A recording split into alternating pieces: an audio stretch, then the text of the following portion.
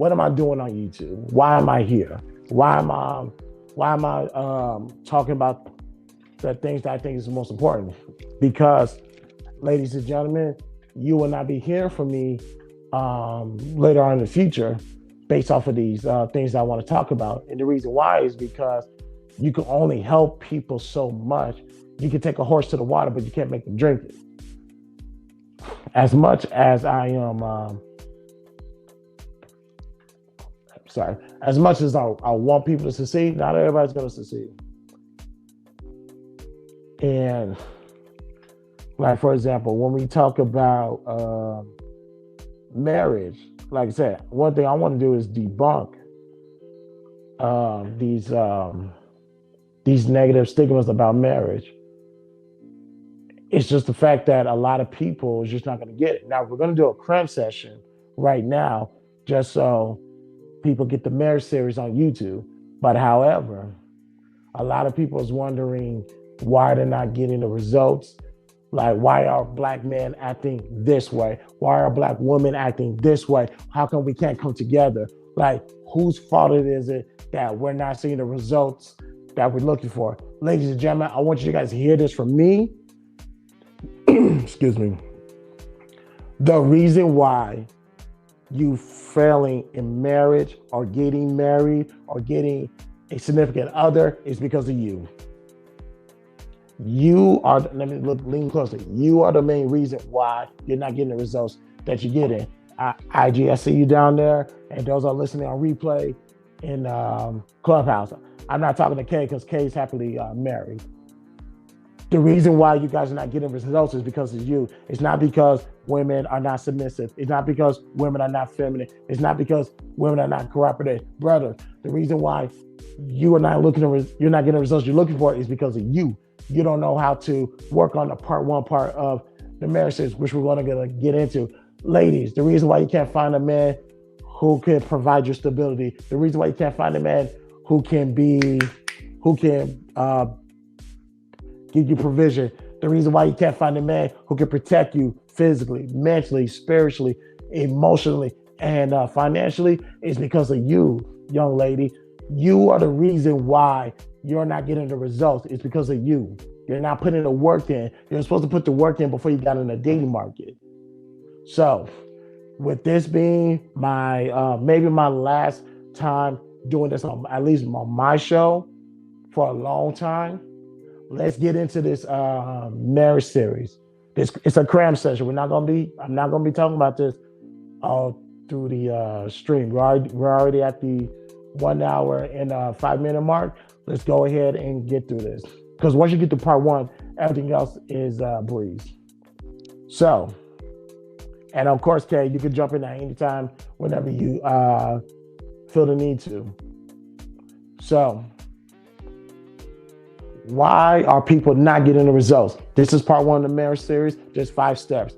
The first step is you got to know your strength. Number one is to know your strength.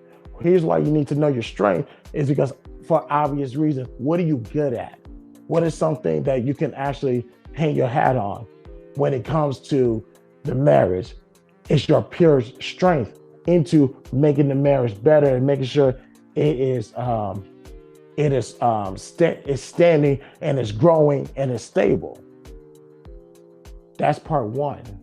And guess what? Your strength can outdo or help your spouse's weakness, which is number two. You need to know your weakness. You need to know where you're lacking at, know where you're struggling. Put in some work into your weakness so it can later become your strength. That's how you do that. Because once you do those two, then you can get to number three, is to know your role. What is your role in the relationship? What is your role? What are you supposed to do? What are you not supposed to do? What are your 3 standards? Your 3 non-compromised standards. Things about you that's not going to change. What are the roles? That this is what I'm going to do in this relationship, and this is not up for discussion. Now, as far as your preferences go, what other things you can do as far as role, yeah, you can work that. That can be whatever you want. But ladies and gentlemen, you guys don't know your strength. You don't know your weakness. You don't know your role. So if you guys fail at those 3, how the hell are you going to get to number 4, which is build your spouse? What is build your spouse? It's real simple. Shout out to all my NBA 2K players, those who know how to build a player. Building your spouse is real simple. What are your 3 standards that you want in your spouse? Your 3 non-negotiables. Either he or she has it, or we ain't got nothing to talk about. I need at least 3. At least 3. It can be more. That's perfectly fine. But can you at least give me 3? That's all I ask. Give me 3. Then you can, if you're a man, then you can get to the fact that, oh, she needs to be fit. She needs to have small waist, big hips. She needs to do this around the house. She needs to do this in the bed. That's your preference, because those could change. Those are things that are not concrete. Or ladies, you know the usual talking points. 6 feet tall, 6 pack, 6 figures. And we'll talk later about the 6-figure conversation, because even 6 figures, depending on where you stay at, is not enough money. We'll talk about that another time. So once you do that, once you build your spouse, you then, number 5, need to research your spouse. The who, what, when, where, how, and why of your spouse. Who is your spouse? What about her do you like? When do you want to approach her? So who, what, when, where. How are you going to approach this individual? Who, what, when, where, how, where, why are you going to approach this individual? Who, what, when, where, how, and why. Answer all those questions about your spouse. Then, because once you do all that, you're going to have to execute a plan. Hey, what's up? Nice to see you. And then you're going to execute a plan on how you're going to position yourself. If you're a man, you need to know because you're going to be dating in your circle anyway. The best option recommended is to marry your best friend or marry somebody that you're in close proximity with, because they see you, you see them, they know who you are, and it's not going to be no awkward moment if you're adults, of course. So when you do that, you're going to plan on how you want to approach them, because you guys are already on a talking basis. You guys work together. You guys go to school together. You guys do charity together. Blase, blase. Now you're going to research them, see what do they like, what do they don't like, and that type of stuff. And then you're going to approach them. And I'm talking to the man. You need to go and approach her. You know why? Because on the lady side, with all those things I just mentioned, she's going to put herself in the position to be approached by the person that she wants to see as her husband, which is you. So there's 2 different ways. See, step 1, step 2, step 3, step 4, and it's all the same for a man and woman. But step 5 is kind of when you got split apart. Men, go approach the woman. Ladies, put yourself in the position to be approached. And that's part 1 of the marriage series. That right there is what people failed at, because they can't get past 1, 2, or 3. Know your strengths, know your roles, and know your weaknesses.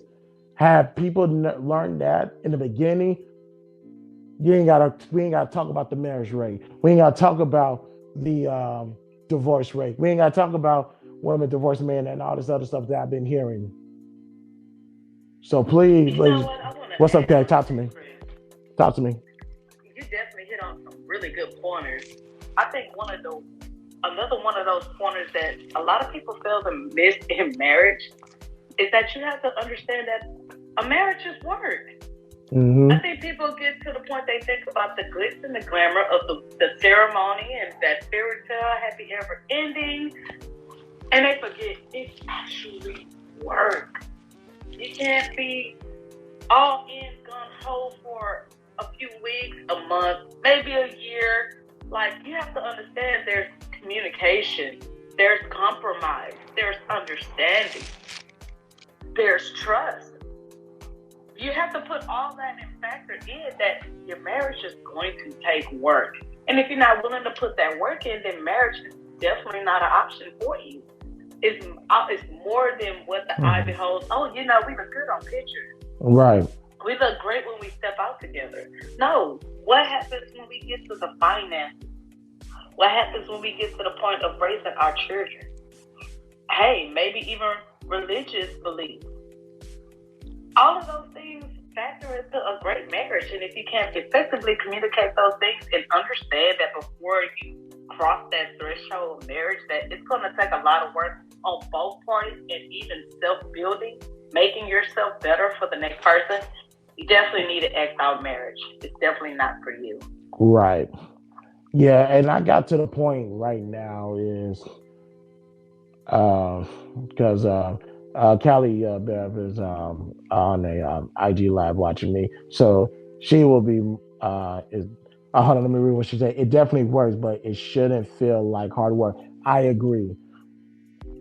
Marriage is a challenge, but it's fun. It's rewarding because what you invested is you're going to get back on your ROIs.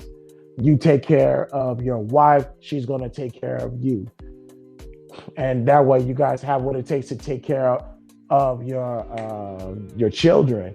And guess what you instill to the children, they're going to grow up and branch out and do it on their own. You know how I know? Because I'm doing the same thing that my dad did, the same thing that my father taught me and all the elders at the church taught me. I'm doing it right now, and I've been married for 6 years and counting. So one thing I want to tell people, it works. You just have to put the work in. Like, I know a lot of people say it's hard or whatever the case may be. And it got to the point to where I tell people, if you don't want to get married, don't get married. But do not talk about marriage because you're not equipped and you're not qualified to speak on this. Like, I even tweet, Callie and Kay, you guys don't know this because back then I always getting these debates because they want to talk about, I don't want to get married because I don't want the government involved, I don't want paperwork involved, no fault divorce and that type of stuff. As a matter of fact, I said this, it had to be yesterday. Yeah, it was yesterday. I told people I'm not pussy when it comes to marriage. I got married through my church and I got married legally. Both. I did both. Because at the end of the day, if my marriage fails, it's not on the church. It's not on the government. It's on me. So I took away whatever safety net, and we'll get into that in part 4. I took whatever safety net I had, and I decided to just fly. A lot of people talk down on marriage is because they have that safety net, and they feel like they need something to land on if this doesn't work. If my marriage don't work, God forbid, I'm just gonna fall flat on my back on concrete. And now guess what? I'm gonna get right back up because I'm built for this.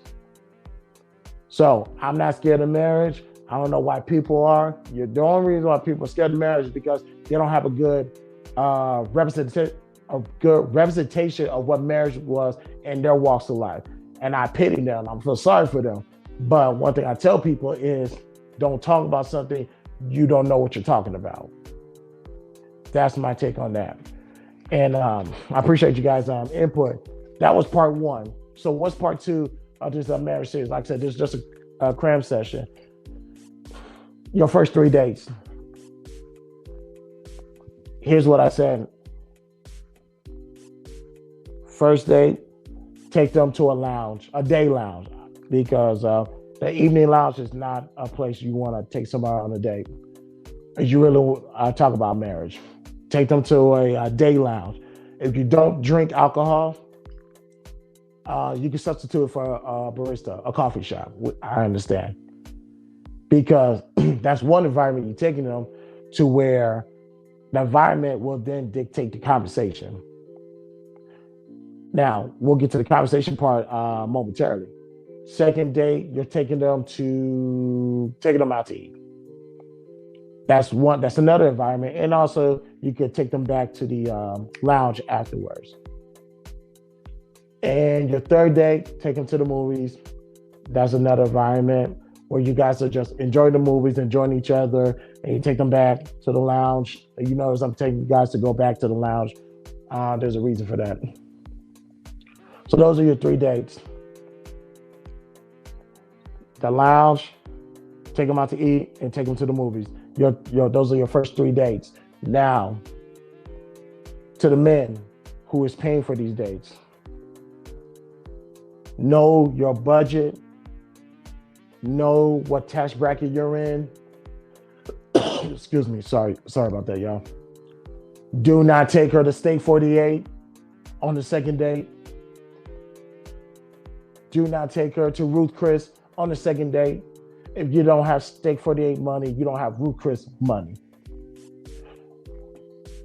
I know people want to impress the women and knock it out the park. You try to hit a home run at first at bat? No, if you ain't got that money, don't do it. Do what I did. Well, we'll get into that in part 4. I took my wife to Chili's, our first date, just to hang out and chill. Took her to Chili's, and we had fun, and we enjoyed ourselves. So, guys, stay in your tax bracket. Stop emptying out your pockets. Stop going bankruptcy just to take somebody out to eat. Because how you start is how you're going to continue. Steak 48 on the second date, dollar menu throughout the remainder of the relationship, that's going to piss anybody off. So please stay in your financial lane. Cowboy, what's up, man? What it is, what it do? Not much, man. Just doing a quick cram session, and we're gonna keep it moving. Hey, Chili's 2 for $20 is my. You know what? And Calabar, that's exactly what we did on our first date, 2 for $20. And now, me and my wife, we can go anywhere or everywhere we want, but we still keep it. Chili's. Granted, she cooks at home a lot, so. Anytime we go out, we can go out. We can go to the Steak 48. We can go to Ruth Chris, but we ain't gotta break the bank just to have a good time or whatever the case may be. Now, in the second date, in these this part 2 of the marriage series, here's one thing I think most men need to take full responsibility for.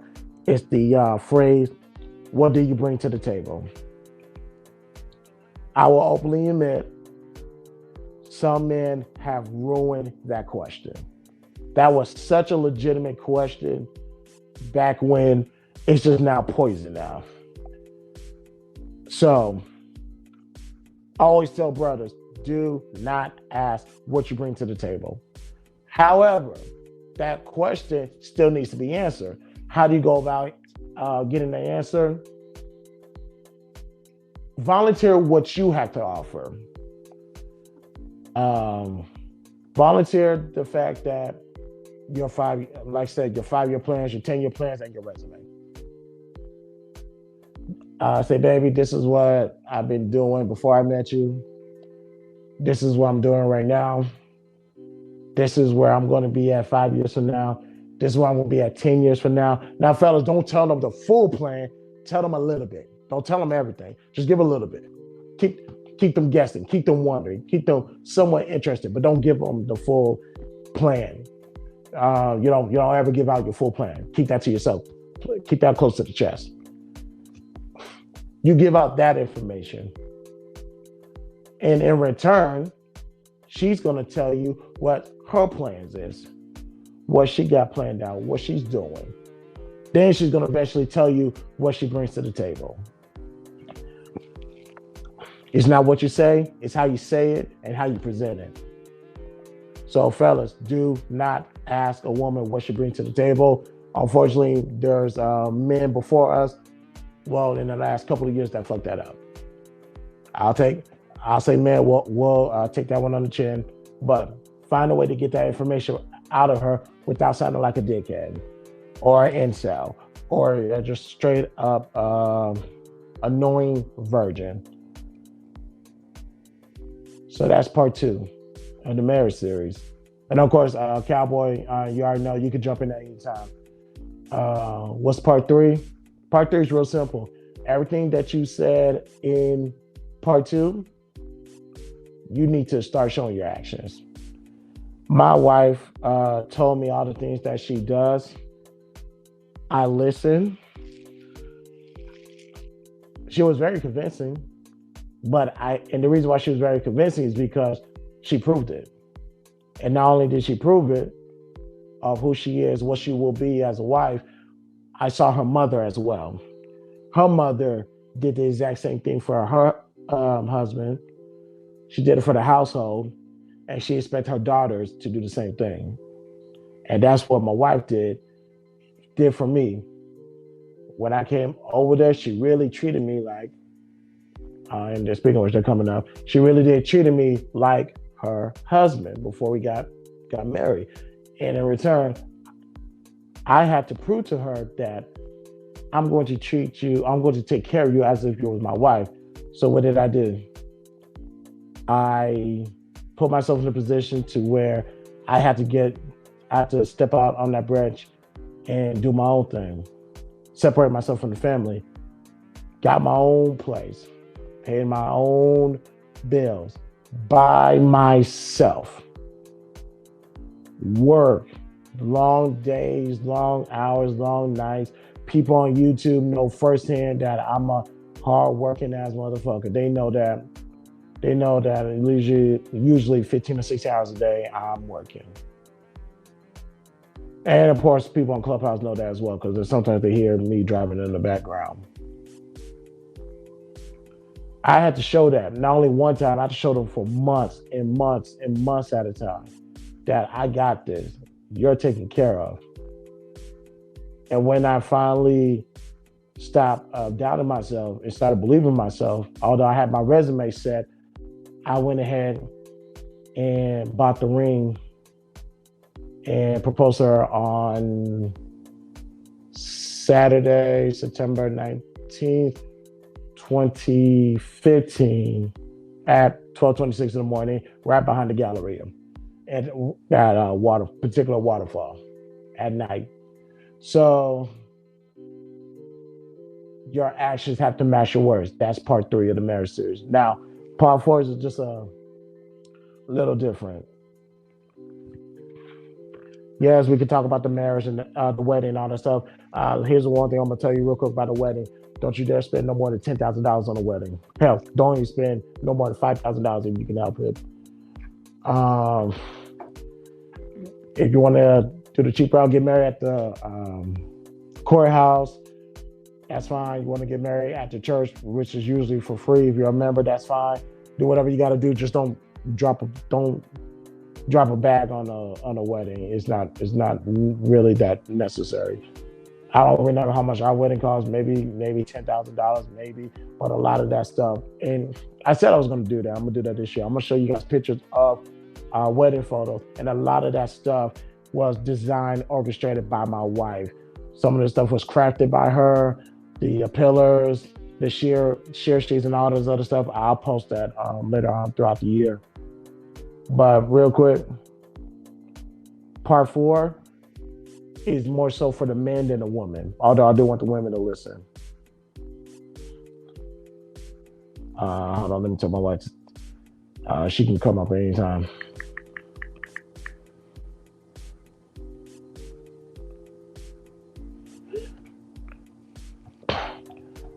Men, you are in charge of that relationship. You will show her that you're in charge of the relationship, obviously in a loving, caring way. But that doesn't mean be feminine or be less masculine. You need to let them know that you're in charge, because if not, especially depending on your personal religious belief, that will come back to haunt you. The reason why me and my wife almost did not get married is because I was a little bit passive on certain things, and I just didn't put my foot down when it comes to people outside of my house.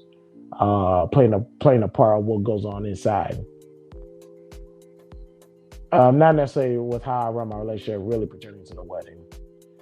But if I can go back and tell my younger self to do things a little bit differently, I would. It's like, here's what you're going to do. Here's what you're going to tell your family you're going to do. And you're going to tell your family if they cannot get with that, they need to go.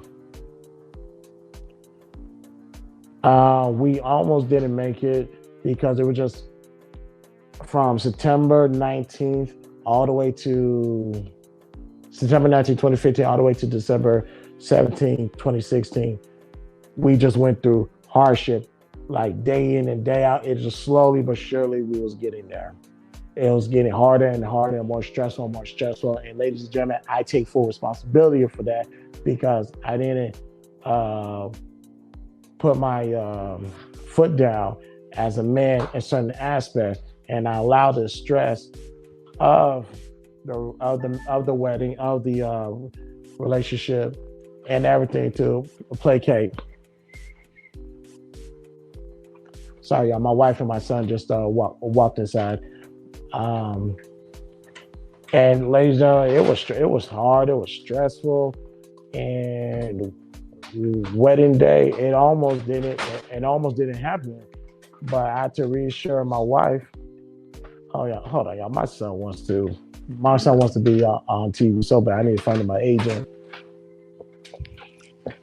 Hmm? Here, come this way.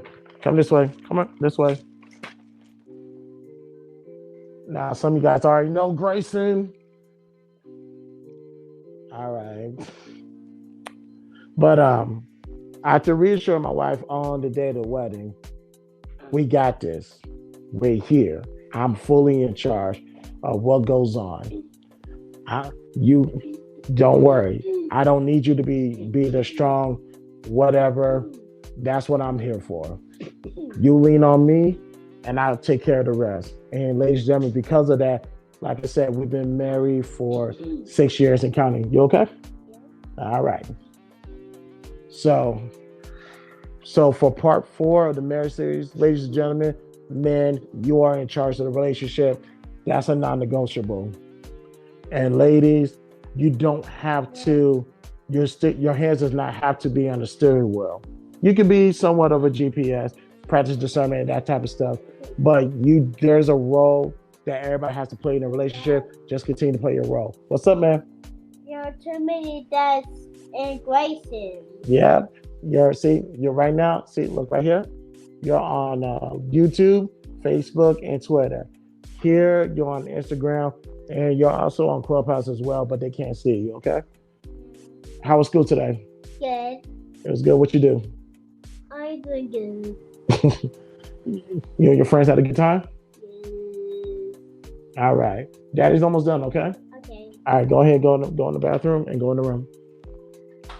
And then I get to sit in the store. That is my twin. That little boy right there is my twin. Never mind facial features. He has my exact personality and just everything. First thing that comes to my mind. What you got? Let me show this. Nice. Got your O's, your P's, Q's. All right. Can I show them?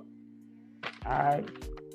My son, he's on his way to be something. Matter of fact, we got a meeting for his, here you go. Good job, man. Go ahead and hang that up. Matter of fact, Friday, we got a meeting with his school. So, yeah, not public school. We're taking him something different because he has a gift.